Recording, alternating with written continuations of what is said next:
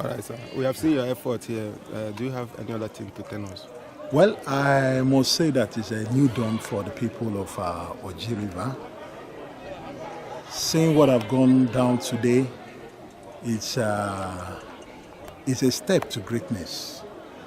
And with what the local government chairman is doing, bringing up facilitators like the NDLDA, the POCACOV, and also other well-wishers of the community, I think it's a step in the good direction. And I know with what has gone down today, the youth will not remain the same.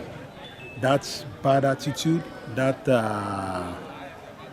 indulgence in courts activity, drug abuse, it will reduce to a drastic level. And I also want to advise those that have partaken in this lecture today to do well to share it to the other colleagues who are not here. They shouldn't keep it to themselves, because it's going to cut across every home, family, and town community in this place.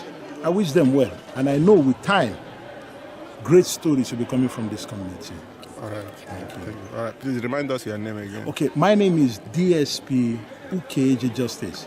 I'm the state coordinator, police campaign against cultism and other vices, POCACOV, Elugwu State Command. All right. Yes. You're welcome. Thank you.